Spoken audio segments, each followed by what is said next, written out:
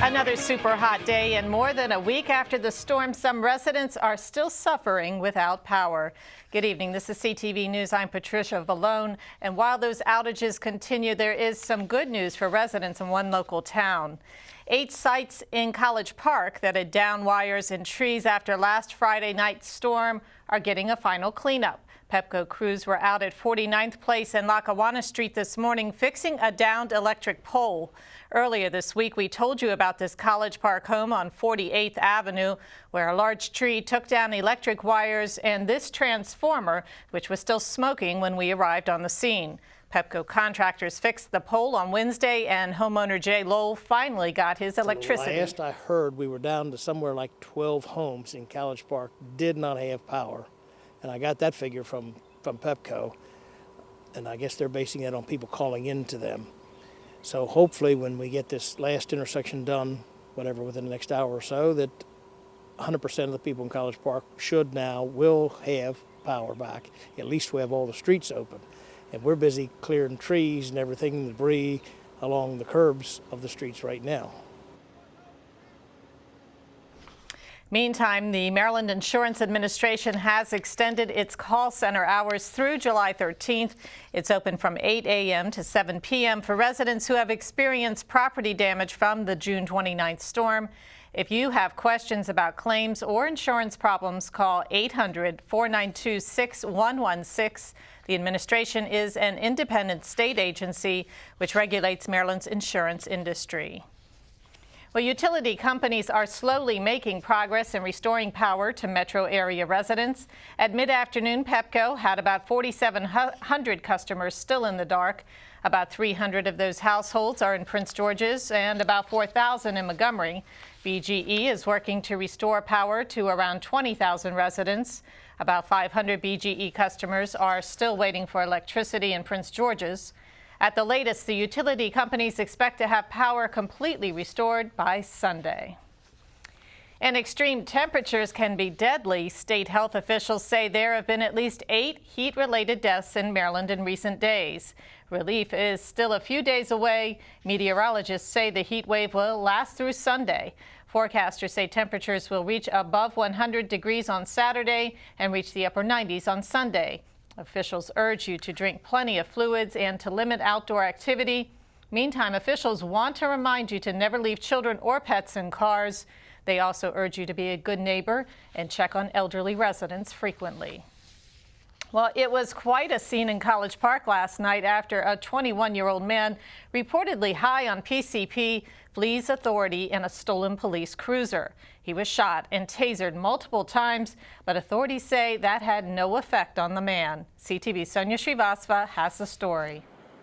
Well, we're here on Route 1 in College Park, and take a look at this. We are right in front of the McDonald's here, and this is where the suspect, 21-year-old Andre McCoy, this is where he crashed his car after the incident with police. Now, this all started with a 911 call. His mom called police and said her son was on PCP and was threatening her and 2 younger children in the house. Police say it all started last night with this 911 call. My son, I think he's smoked some PCP, and he swears somebody's after him. And he's in here, and we have children in the house. Her son is 21-year-old Andre McCoy. The call came in at 10:21, and within minutes, an officer was there. He parked his cruiser at this fire station on Lakeland Road, which is a stone's throw from McCoy's house. An officer then noticed McCoy bringing his mom out of the house at gunpoint. Mom, I'm not playing with you, Mom. All right, Go outside. I'm going to get my purse. Go outside. If that's what he wants, do it. It was really important to get this gunman away from the children.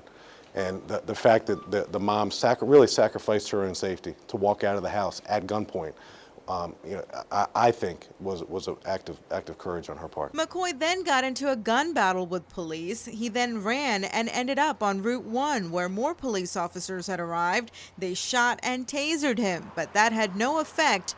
Our gunman then runs across Route 1 on the northbound side of Route 1 near Town Hall Liquors at location number 4 and takes his pants off. It's common for folks under the influence of PCP to disrobe. He in fact disrobes and takes his pants off at location number 4. After our gunman takes his pants off at location number 4, he sprints back into the roadway where a police car was located and attempts to get in that police car to what we believe to steal the police car. Our gunman then runs back to what's circled as location number 6. This is a marked police car behind the one he had just tried to steal. He successfully gets in that car, the keys are in the ignition, and he takes off in that marked police car. Evan Ball was visiting a friend who lives right across from the McDonald's. He describes what he saw. We saw the suspect stumbling over to the police car, so we thought, well, he probably got shot because we just heard all the gunshots, and he somehow managed to get into the car, and he sped off north on Route 1. He bumped into the median there and then swerved into the McDonald's wall. And then there was tons of police cars coming. One of the police cars actually rammed into the door, and they were finally able to apprehend them. Peter Chong owns this BP on Route 1. Today he showed us some surveillance video that was captured on the station's camera. As was coming in this way, he was shooting, and he hit the white car right here. Okay. Spray shooting on this car, and then there's another car back here. McCoy's neighbor, Freddie Mitchell, tells CTV he knew him well and is shocked by the incident. To me, he was respectful. What happened, I didn't see it in him. I didn't see him do anything violent. I've known him maybe 4 or 5 years. He's a nice person. Like, he wouldn't do nothing like this. Quite a scene here last night. Now, police tell us that the suspect is in good condition. He's expected to survive despite all of the tasering and the shots and everything. And he will be facing numerous charges in the coming days. In College Park, I'm Sonia Shavasva for CTV News. None of the officers involved were hurt. Davis tells us this is the department's 4th police-involved shooting in the last 18 months. Well, a teenager is under arrest for allegedly sexually assaulting a man and 2 women in Suitland. 19-year-old Curtis Sargent faces first-degree rape and numerous other charges in connection with the incidents early yesterday morning. Police say around 3 a.m., a man approached Sargent to ask for directions in the 5900 block of Suitland Road.